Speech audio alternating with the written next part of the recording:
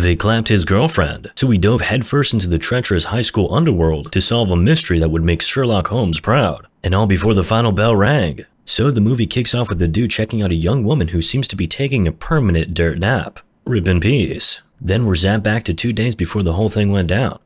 It's a classic whodunit flick. Buckle up, folks.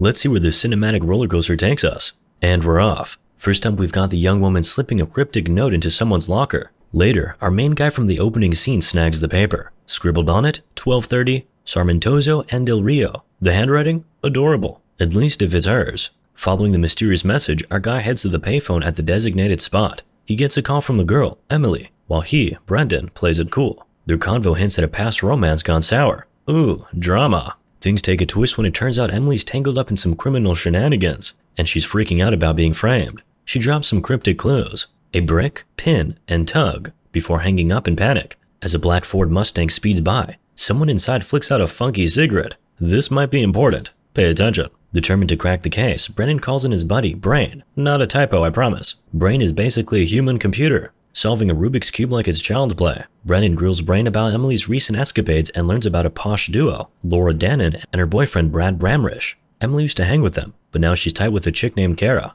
Brain's intel hits a dead end, so Brennan goes snooping in Emily's locker. At the locker, Brennan finds a pic of him and Emily. Memories. He also discovers a photo of Kara, so off he goes to find her. Kara's a theater geek, and Brennan locates her in the theater hall, complete with a human lapdog, but their child leads nowhere as Kara claims to be protecting him. Thanks for nothing, Kara. This information is about as useful as a screen door in a submarine. After leaving Kara, Brennan spots a Halloween in January flyer that resembles one from Emily's locker. He calls the number on the back, posing as some guy named Tom. Turns out it's Laura on the line. She's reluctant to spill the beans about the party, but the mention of Emily's invite opens the floodgates. That night, Brendan hits up the party. A weird mix of booze and poetry. It's like high school with a touch of sophistication. Laura approaches Brendan and tells him that Emily's been MIA for a month. She also directs him to a coffee and pie joint. On the down low, of course. The next day, Brendan finds himself at Coffee and Pie Oh My, where he meets Dode, Emily's substance-using boyfriend. After a few punches and slaps, Dode finally cracks. He claims Emily wants Brendan to stay away, thinking his involvement would only make things worse. But Brendan's not buying it. He demands to hear it from Emily herself. Later, he spots Emily and Dode together, sharing a hug. Brendan then meets Emily, who begs him to back off and forget about her. Little does she know, he swiped her notebook during the embrace. You sneaky devil, Brendan. Time to find out what secrets it holds. When Emily pieces out, Brendan flips open the old notebook and finds a cryptic paper with A and Midnight scrawled on it. Confused, he consults his buddy Brain. Sounds like the name of a cartoon character, right? Brain, the human encyclopedia, suggests that these mysterious substance dealers use codes to chat about their shady meetups. So Brennan's paper is probably one of those secret decoder ring messages. That night, Brendan dozes off and dreams of Emily wandering through a tunnel. He wakes up with a jolt and races to the tunnel like it's a Black Friday sale, only to find Emily lying there, belly up. Deja vu, anyone? Suddenly he hears footsteps. Someone's playing tag, but Brendan's it. He tries to catch up but slips and falls like a cartoon banana peel routine. Poof, the runner's gone. Determined to find answers, Brendan and Brain channel their inner Scooby and Shaggy to solve this mystery. No meddling kids or cops though. They discover the pin might be a substance lord's nickname, so Brendan goes to grill Kara again, but she's as clueless as a goldfish in a maze. So Brain becomes her shadow on the way home. To get the kingpin's attention, Brendan picks a fight with Brad, the school's personal substance vacuum. Lord tries to help Brennan, but he's like, thanks, but no thanks. Bye, Felicia. After the tussle, Brain spills the beans on Kara's sneaky payphone call. Brennan's fight plan works like a charm when a dude in a white beanie attacks him, landing him in the vice principal's office. They have a chat that hints Brendan's no stranger to playing private eye, but he keeps quiet about his current case, only warning that trouble's brewing. Post-VP office escape, Brendan finds the black Mustang from Emily's call, driven by none other than White Beanie, aka Tug. Brendan's like, take me to your leader, so Tug kindly gives him a lift. In the trunk. Turns out the pin is just a young guy running his sketchy empire from mom's basement. Classic. It's like me with his YouTube channel. Brendan tries to get hired, and the pin's like, sure, if you pass the vibe check. Meanwhile, Laura's revealed as a double agent who tried to befriend Emily but ended up cutting ties when Emily became an addict. Brendan confronts Kara about some dude named Dode, but she's silent as a mime. The next day he gets another cryptic note, but this time it's like the writer had a penmanship glow up. Later, the pin rolls up in a car and basically tells Brendan, you're hired, congrats. The mysterious note leads Brendan to a phone call from Dode, who claims he saw Brendan hiding Emily's body. Talk about a plot twist.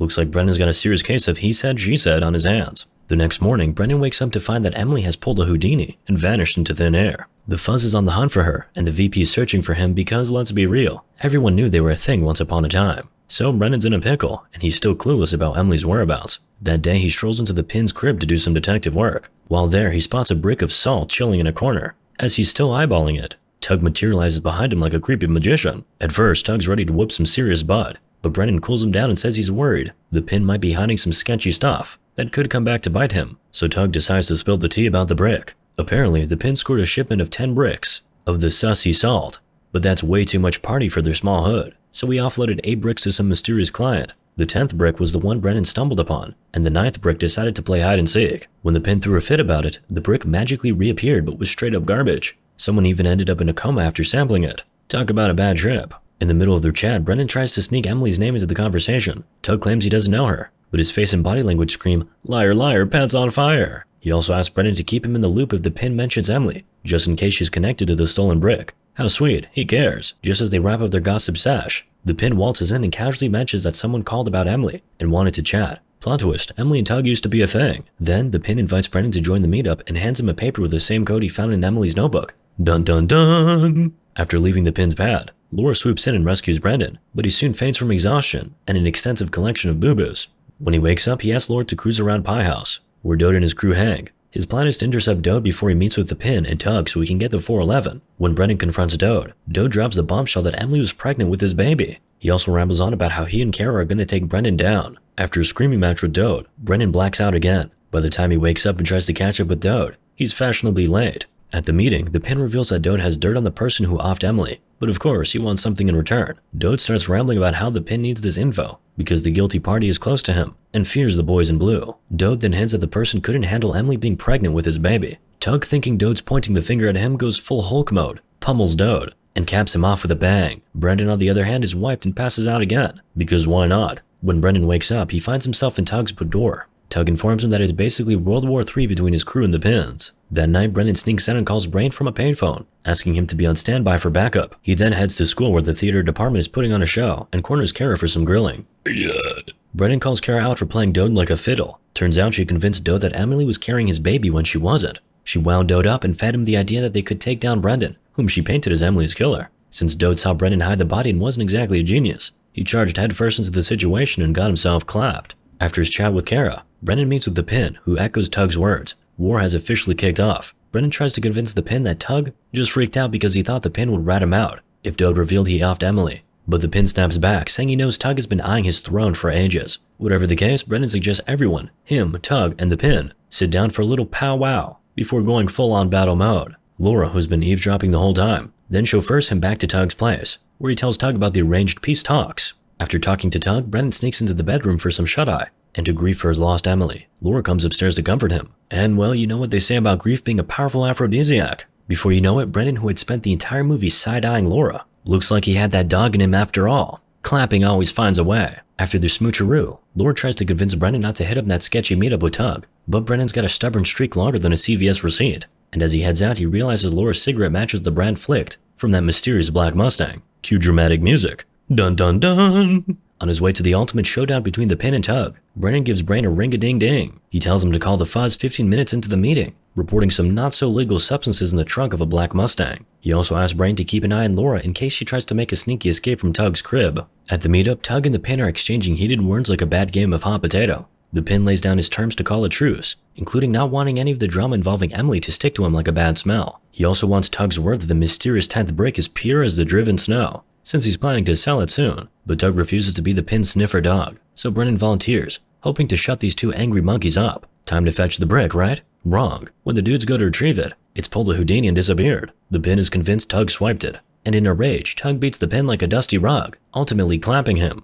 As Brendan hears shouts of, "The cops are coming," he slowly moonwalks away from the scene. We then discover Emily's body stashed in the trunk of Tug's car. Seems Brendan slipped it in there to frame Tug when the 5-0 showed up. The next morning, Brendan asks Brain to set up a rendezvous with Laura on the field. When she arrives, she asks Brendan about the meeting, but he plays dumb, so she spills the tea. 6 people got clapped, including the girl, the Pin, Tug, and 3 randos. The police also pinned the deaths of the girl and Dode on Tug. Laura wonders if the girl could be Emily, to which Brendan replies, maybe. But Brendan's got a plot twist in store for Laura. After she's done talking, he spills the beans. He knows Tug might have clapped Emily, but it was Laura who orchestrated the whole thing. He believes Laura swiped the brick, framed Emily for it, and even stole that elusive 10th brick that Tug and the Pin went bananas over. And get this, Brendan's already snitched on Laura to the vice principal. She's toast. Knowing she's pretty much a dunzo, Laura decides to play her last card. She drops the bombshell that Emily's baby was actually Brendan's, not Tug's. She had Emily tell Tug it was his to soften him up. And then the final blow. Emily wasn't going to keep the baby because she didn't love the baby daddy,